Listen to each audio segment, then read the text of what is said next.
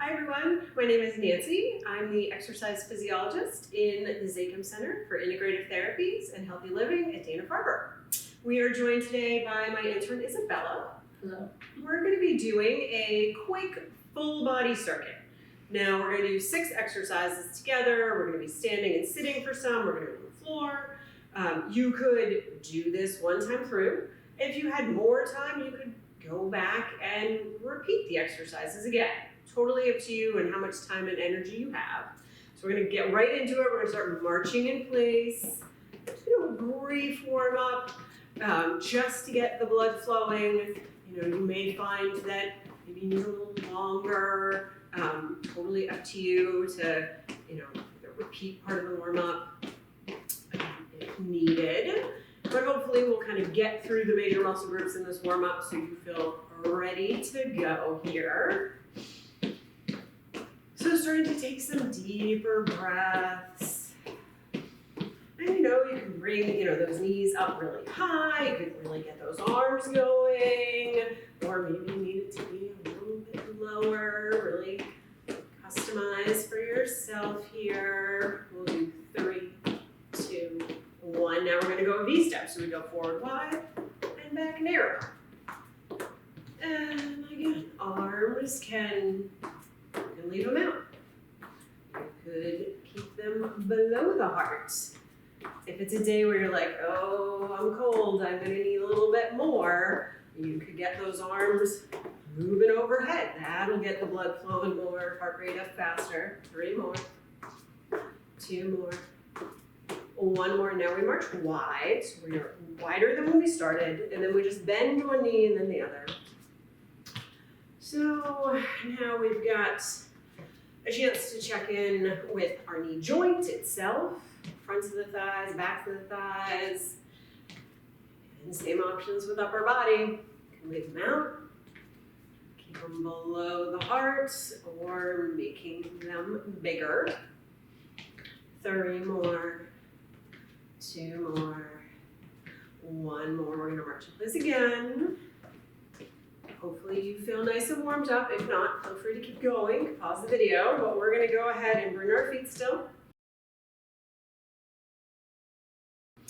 So our first exercise is going to work our big leg muscles here. So you could grab a weight, but you don't have to.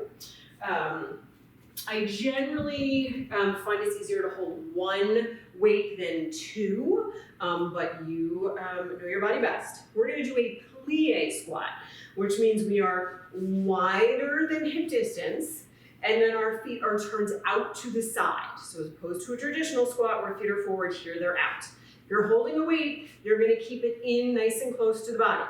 We're going to sink down as low as feels good, and then come all the way back up, straight knees. Inhale down, exhale up. So we want our knees tracking along with our feet, so pointing to the sides. And then you want to make sure you maintain the arch of your foot. So make sure you're not collapsing forward with your knees. They are staying out.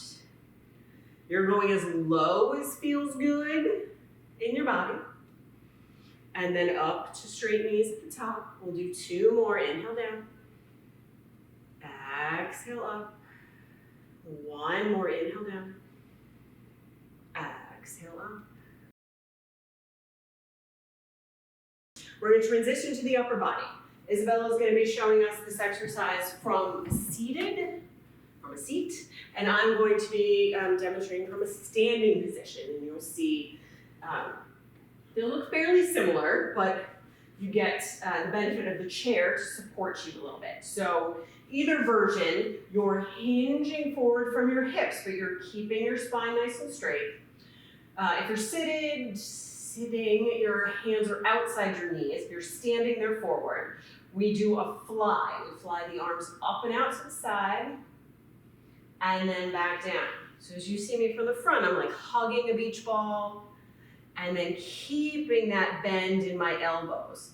So I'm not trying to straighten them as I go. I'm keeping that bend. And with both versions, seated or standing, you'll notice that all that's moving in our body is our arms. So we're not leaning forward and then hinging down. We're keeping the body still, just having those arms move. Trying to keep them up close to shoulder height. It's gonna be hard.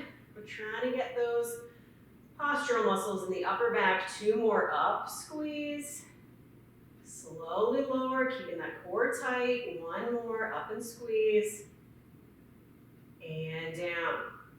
So hopefully you felt this in these upper back muscles. We are going to transition to some balance. So we're going to work our glute muscles. So Isabel is going to use the chair for balance. I'm going to use the wall for balance. We're going to shift our weight into our left leg. We want to have a slight bend in the left leg. And then your right foot is going to turn to like 2 o'clock on a clock face. And you're going to kick it straight behind you. And then back forward. So similar to the last exercise, this time all that moves is this leg. So I'm not leaning forward, coming up, trying to isolate and feel, in this case, this right glute. And then do your best here to keep those hips level. Sometimes there's a tendency to hike this hip up as we kick it back, and then your low back's probably not going to be very happy with you. So do your best to keep, in particular, this right hip down. 2 more, back, feel that glute. Make sure that foot's still pointing to 2 o'clock, 1 more. Okay, and then we're going to switch sides. So now the weight is in your right leg. Hand somewhere for balance, slight bend in the right knee. Now we're left foot pointing to about 10 o'clock, and we're going back and forward. So I try to keep the gaze, forward on the horizon, so not looking at the floor, and then not looking too high up either. Try to keep slight bend in the right knee, the standing knee. We don't want to be locking that one. The moving knee, or left knee, is kind of up to you. You could lock it. I'm not opposed to it. But probably like a little micro bend in it. But not, again, a significant bend in it. So finding that kind of middle ground. Again, hopefully you're feeling this glute. You might still be feeling this right leg. It is doing a lot to stabilize us, and it is tired. 1 more, back and forward. We're going to transition back to the upper body. We're going to do a wall push-up. We're going to set up. The farther you are from the wall, the harder it will be, but obviously there's a limit, so go as far back as feels good. Your hands are about your shoulder distance, maybe a little wider, and then you're pressing through the entire surface of the hand. So really press firmly into the wall. From here, it's a moving plank. So the whole body moves in towards the wall, and then the whole body moves back. From this angle, you notice how my elbows are dropping just slightly below my shoulder height. So I don't try to wedge them up here. I let them sort of naturally lower down a little bit. So trying to get that nice full range of motion. And your forehead being, the thing that will come the closest. And then that whole body is moving forward and back. So try to make sure you're not keeping your butt back and sinking forward. Everything goes forward. Everything goes back. 2 more, everything forward, bend those elbows. Push back to really straight elbows, 1 more. Okay.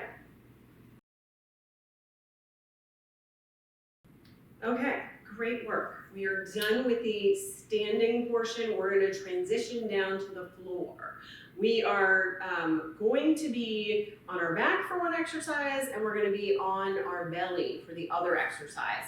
I'm going to grab myself a little bit of support for under my head, and then I'm also going to actually use this for underneath my hip bones.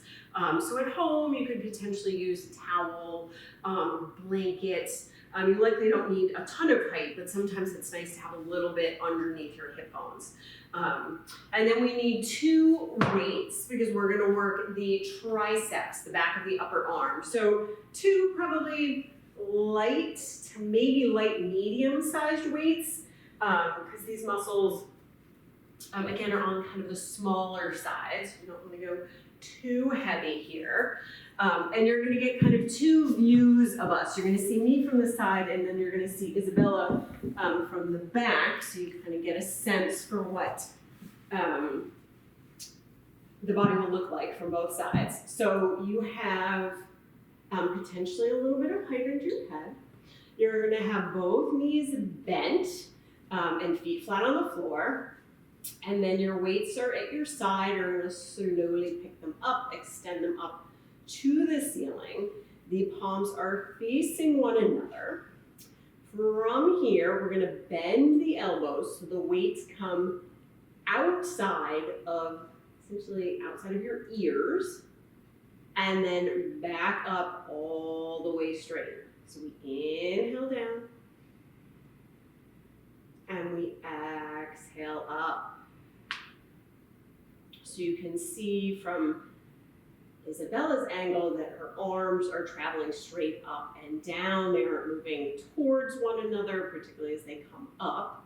They might have to go a smidge wider to clear your head, but we don't want to bring them up and together.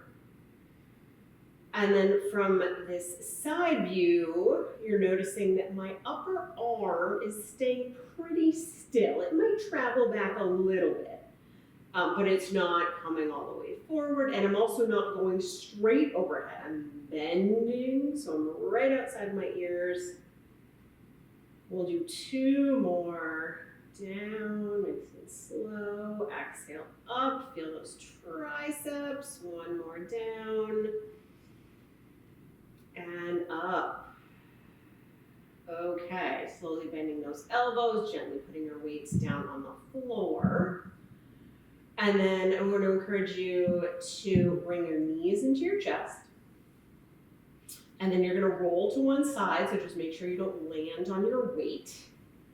And then you're going to roll onto your belly. Now I'm going to transition my headrest to underneath my hip bone. So this, again, is not necessary, but if you're somebody who sometimes struggles with lower back pain when you are laying on your stomach, sometimes a little bit of height under here can make a difference. So feet are about hip distance apart. They can be pointed, they can be flexed, up to you. They're gonna stay here. Arms are going to extend overhead. It could be straight overhead. It could be in a Y. It could even be in a T if needed. From here, your forehead is going to be glued to the floor. So look to Isabella for that piece. I'm going to lift my head so you can hear me. So we're going to lift our right arm and our left leg. Just, height doesn't matter. We're going to come down. Now we're going to lift the left arm and the right leg. You pause for a count at the top, and then you lower. And we're back, right arm, left leg, and down. So again, being mindful of Isabella's version here with her head down. So the height to me does not matter. What I'm looking for is length. So as you lift your left hand, it's like you're reaching for something just out of your grasp in your left hand that you're reaching for. As you lift your leg, it's like you're kicking a door shut or something behind you. Like you're thinking more length than you are like bending your knee and getting really high. your hip bones should wind up staying in contact with the floor the entire time, so you're not so rolled up onto that leg. We'll do each side one more time. One more. And you could bend your knees to a little bit of like a windshield wiper here. Often this is just a nice release for the hips and the lower back. It's also just a nice sort of antithesis to all the sitting that we do and the shape our hips are in. This is a nice chance to lengthen out through there. And we'll come back up to seated.